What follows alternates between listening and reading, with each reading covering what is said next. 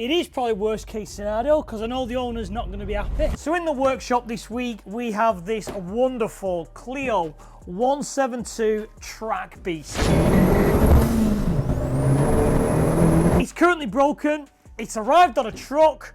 We've got to fix it, but it has something super interesting under the bonnet, as you would expect from our channel. So let's dive in, let's diagnose, and let's get this track car back out where it belongs. So this is what makes this Clio that little bit different. This has been installed with the 1.8 20 valve turbo from the likes of an Audi TT. This makes around, because it has got the slightly upgraded turbo, 280 to 300 horsepower, but currently it is making 0 horsepower because it's broken. The owner's only just got it, got a bit excited doing some wheel spins, I'm being told, and it's lost all drive. Let's start it up and let's see if we can hear anything. Clutch feels fine. Well, the cylinder feels fine. There's nothing really to write home about. Right. Sounds like on this side, because as I'm going up the gears, it sounds very far that side. As mad as this sounds, we're going to leave it in gear and we're going to get out. I've never seen this do this before, so let me show you. So if you look down at the drive shafts, you can see the drive shaft is spinning, but the car is going nowhere. Let's get in this corner, strip it down, let's see what this has done. Okie dokie, we have found the issue, and it's not what I thought. It is probably worst case scenario because I know the owner's not going to be happy. Let me grab the camera and let me show you what we can see. This is the drive shaft. CV joint's fine, CV joint's fine.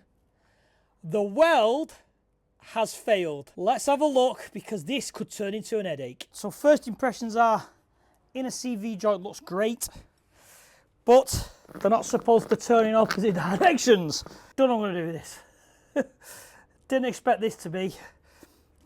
Yeah, this is probably the worst possible outcome because the custom shafts. So damage like this to cars happens on a daily basis, but there is a way to find out the history, the mileage, the full background on any vehicle. We've teamed up with Car Vertical. What Car Vertical will show you is, it will show you all the previous history that is attached to that vehicle, whether it is crash damaged, whether there's a mileage discrepancy, whether it's been imported or exported.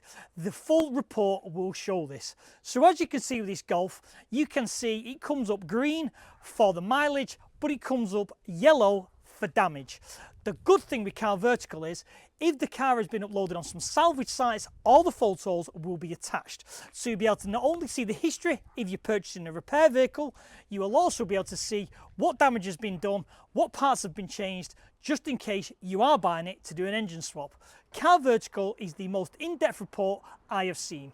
So click on the link description below, use our code TWIN, start using Car Vertical today. So here is where it's been welded, which you can see obviously the brake. If you turn it, you see the brake. So this side is Clio and this side is the VW. You have this side drive shaft, which is the VW, which will be like a solid piece.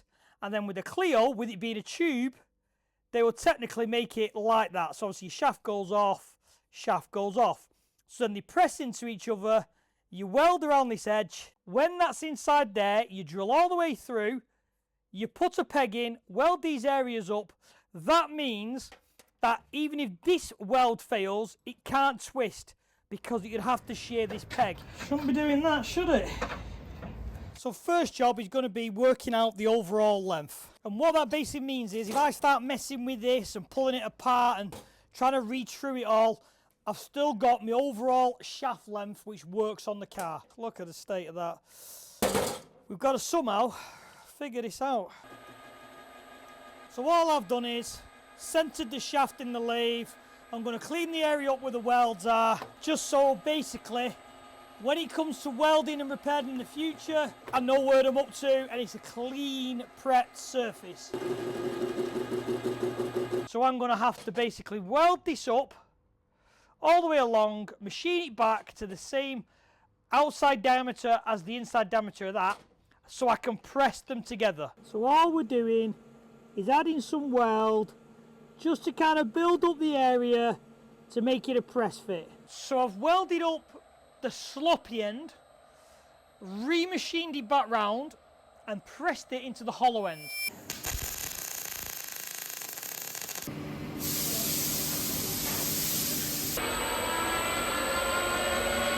Finished the shaft. What we have done is we have been and used a giant 3-phase welder. Anyone who's a welder will know the bigger the better. You can ramp the amps up, turn it to volume 12 and you can burn it in. It's far more, I want to say, penetrating than a small home hobby welder. So we've burnt it in on, like I say, volume 12. I've drilled a hole all the way through the 10mm hole, but only 5mm, and I have used the same 3-phase welder and pulled it all in and plug welded it all the way up to try and reinforce and fill in that hollow section. So as part of the health scan of this car, to go over it before the track day, it still has the ODB set up for the VW engine. So plugging it in, it actually comes back as a Seat Leon. So on the diagnostics no fault code, there is a few things I have just checked because we were panicking that there was no fuel in the car. The fuel gauge is backwards, so it's actually full. So when it says empty, it's actually full. And then this looks like, I would guess, is the oil pressure light. So whoever's done the conversion maybe can't get it to work, wired it in wrong. Everything's looking good on the engine side, no real problems. Give it a mechanical once over right now. So that's the drive shaft built back up. Car's back on its wheels. Let's see if it moves. Fingers crossed.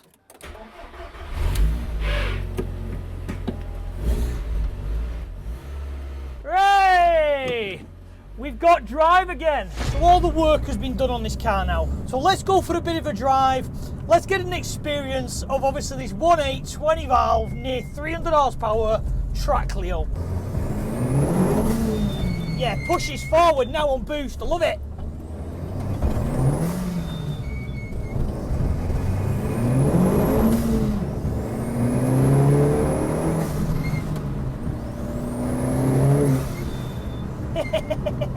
Good fun little car. There's something about a 300 horsepower front wheel drive car on the road, just entertaining. When the boost kicks in, it spins and throws you around.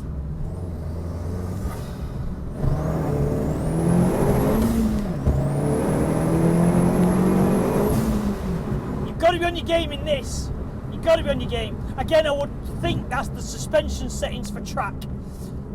Again, I'm not a suspension expert, I'm not a track expert. I just feel with the actual camber on the wheels, it does want to pull you into a corner. And again, that's I suppose what you want on a track day.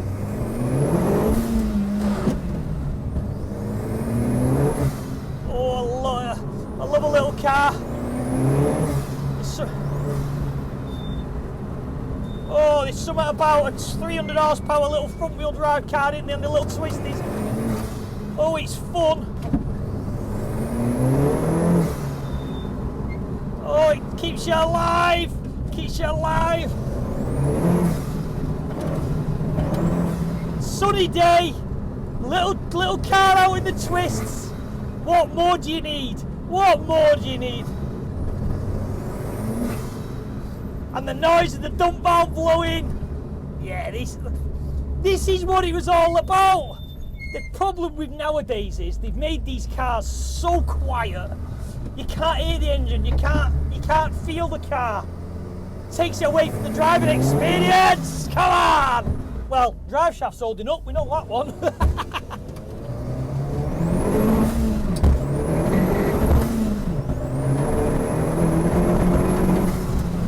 Love it. I can see this being a lot of fun because on tracks the corners are a lot longer sweeping, and on them very tight little twisties we had then, it felt well planted. It gave you enough power. There was enough there not to have to keep changing gear to get on the power band. Yeah, really like this little car. So if you've ever been on a track day, you will have seen a number of these, I guarantee it. The Clio 182, 172s are super popular as a track day car. The chassis are fantastic out of the box.